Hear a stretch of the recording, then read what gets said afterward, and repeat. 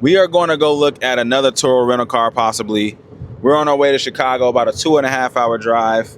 I'm going to look at a Ford Focus. It's a 2017. Hopefully everything's good. You guys know how everything's been lately. Got my business partner Kurt with me today, baby. But so we're going to look at that, and then we're going to look at a Chevy Tracks as well. Hopefully these are good. The Chevy Tracks is a 2015. I think it's got what, 89,000 on it? 89,000 miles on it. The Ford Focus has, I think, 83,000, 84,000, one of the two. But yeah, so we're on our way there. Going to take a test drive, see how it looks, make sure it's good. You know, these people always say it runs great, it's this, is that, and then, you know, you get there and there's some BS. So hopefully we don't have another Indiana situation, but I will check in with you guys once we get there. See you guys soon. So this is the 2017 Ford Focus S, I think. Couple things I want to look into to see what could be wrong, but so far so good. Nothing too crazy, nothing that even if I had to fix, I'd feel bad about whatever, but so far so good. There's a couple dings on it, got some there, which I'm not worried about that. A lot of space on the trunk there. There is this sound that I need to make sure I look into. It does that. Makes that noise. I don't know why it does that. Okay. We just got this on, so we need to see why it says that. Okay. So we're going to plug in our OBD2 scanner and see what is going on.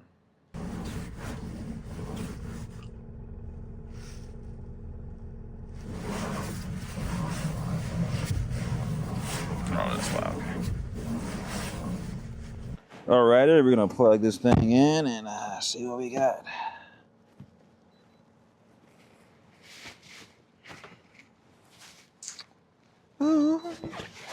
So we got a couple codes on this car, and we're going to look them up, but just so you guys can see what we're looking at here, we got a P1450 and a P0688, B8, I'm sorry. So we're going to look into that, see what that could be. But yeah, this is why you go test drive the cars. Make sure you have a scanner with you, because you just never know. Most of these people will say the car is great, yeah, ooh, but then you do this and you run into these codes. So let's take a look, see how crazy of a repair would be if necessary. But so far, if I had to go with how I'm feeling about it, out of a 10, I'm at like a 6 right now, if I'm being honest. All right, so car, not too bad. There are some things that's going to be needed to be done to it. He will fix the issue for, I think he said, what, 4,600? So I don't know. I'm kind of like, because then that puts me back up to 4,500. I brought him back. I got him down to 4,000 for the fix, or for the car. And with fixing the issue that's wrong with it, what was it, Cadillac converter? No, it wasn't converter. It was the steering column. Steering column. To fix the steering column, he said they charged $600. So that puts me at 4,600 for the car. I think it's worth it, but I'm a little nervous because when I ran the codes, it said there was a 31% chance of having to fix the Cadillac converter. And that's about an $800 fix to a $1,000 fix. And I really don't want to deal with that. So I'm going to just think about it, sit on it for the day, just to see, you know, whatever. But I don't want to jump into something and be thirsty and then be upset when I get all the way home. So we're on our way to car number 2, which this car we're looking at for the business side. It is a Chevy Tracks 2015. Hopefully this was good. I'm trying to go 1 for 1 today. Like we got to go 1 for 1, especially after last week. It was hell. So hopefully we can go 1 for 1. We're almost here. I will check back with you guys once we pull up. Oh God, what you know about that?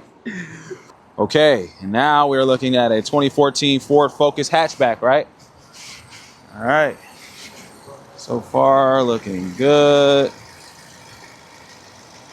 I'm gonna plug it in.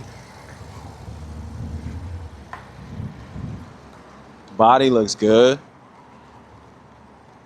Tires look good to you? Spare.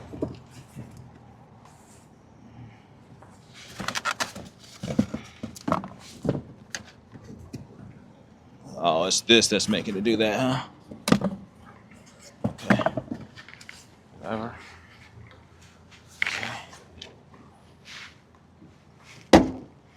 Tinted already, love that. It's good to me. Can we test drive? Okay. Here we go.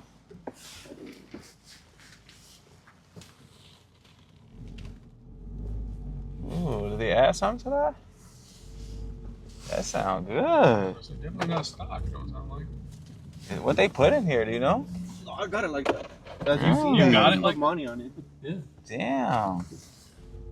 Oh yeah, this hitting. Yeah, I'm not mad at this. I'm not gonna lie.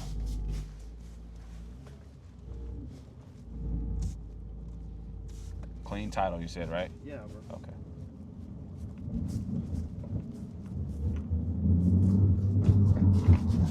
Yeah, this is decent. I ain't gonna lie to you. Definitely gotta see what that is.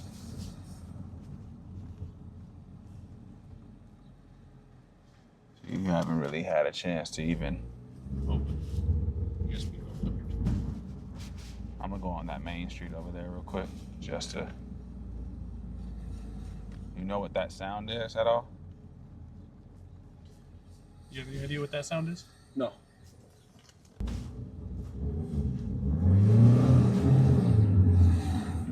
Oh, this thing is. I like that. I'm not gonna lie.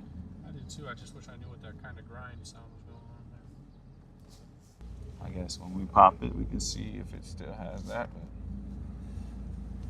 it sounds like something in the tire, though, if I had to guess. Can we get it? Can we get it? Yeah, we can get it. Oh, like the brake kind of thing. Yeah, something in the tire, for sure. Like the rock. Something. Sometimes you get like a rock or something in, like between the disc and the brake pad. Yeah. The rock is grinding. Definitely not bad, though. Definitely not.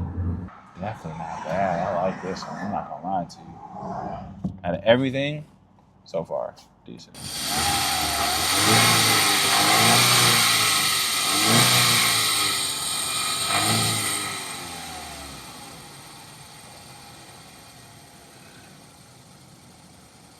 Okay, so we went somewhat one for three yesterday.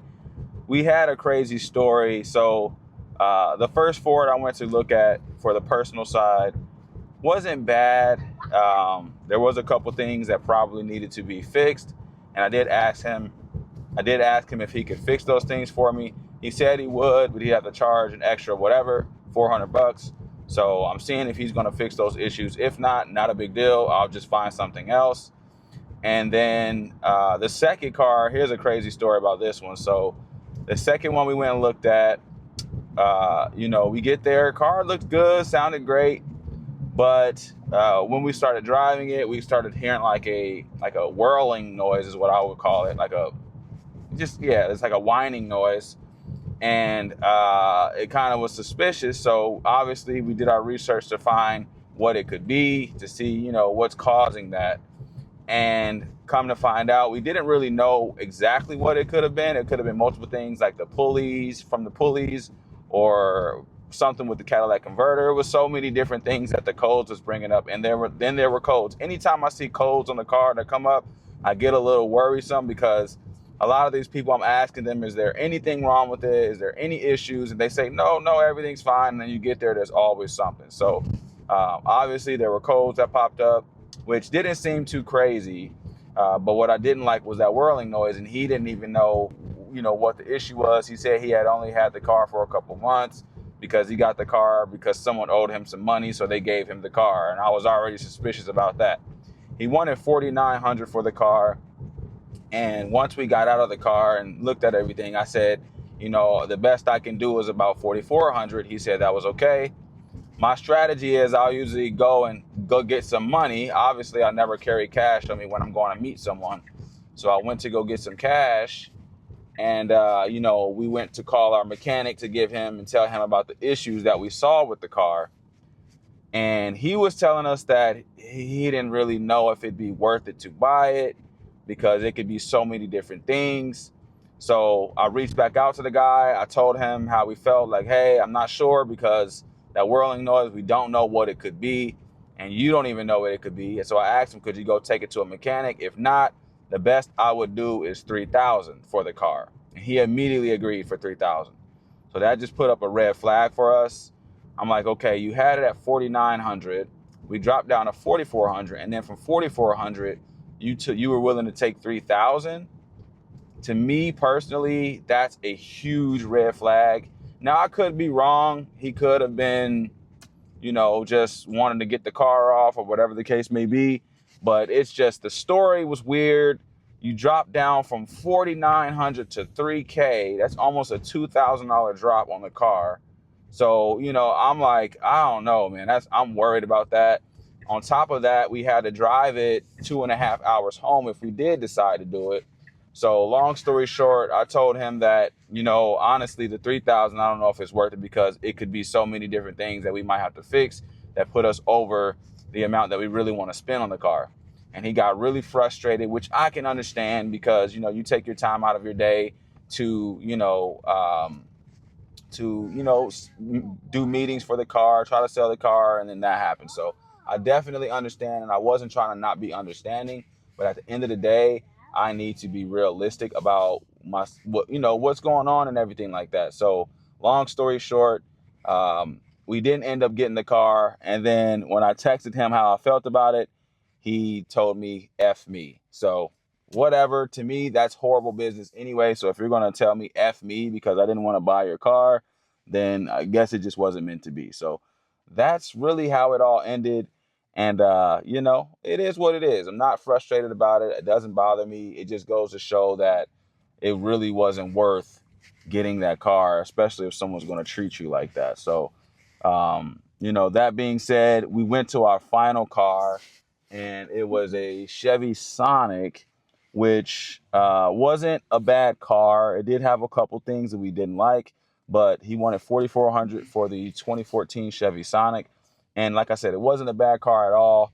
The only thing with that one was there were a couple things we would have needed to fix. We probably would have been in another $600 if I had to guess on the good side by taking it to Chevy and having them fix the issues. So we probably would have been in another $600 to $700, which I didn't really want to do. So I just decided to say, forget that one. So the cool thing was the gentleman had a, what did he have? He had a Ford Fiesta, which was in great condition. The only issue that was wrong with it was the tire it needed a new tire. So we let him know if he can get the spare tire put on or get a new tire for us, we'd be back up Wednesday to pick the car up because it was a good car. It was really good. 2016 with 84,000 miles, great body on it, no rust, no nothing. Everything on the inside interior was clean. So he was firm at 55 on the price. We got him down to 54. So that tells me that he probably paid a lot for the car. And the fact that he let us come to his house and everything like that, it made it a little bit more trustworthy. So just a couple tips for you guys. Anytime you're meeting someone at their house to buy a car, I'm usually a lot better with that than just meeting someone at a random place and trying to figure out if the car is good or not, because you just really never know. Always bring an OBD2 scanner. But this is the end of day one. We are going to go back up Wednesday. We got a couple other cars that we want to look at. And we have bumped the price up to what we're going to spend. So my budget was originally $4,500. It looks like I'm going to be going to $5,000 to see if we can find anything for $5,000. If we get it under that, then great. But we're trying to get it at $5,000. And then the business car, we're going to try to get at $6,000. All right. So that's it. That's all I have for you guys. Short video today, but I just wanted to get you guys an update on what's been going on. Make sure you guys subscribe to the channel. Road to 10,000 subscribers. Once we reach 10,000 subscribers, I will be giving away $200. All right.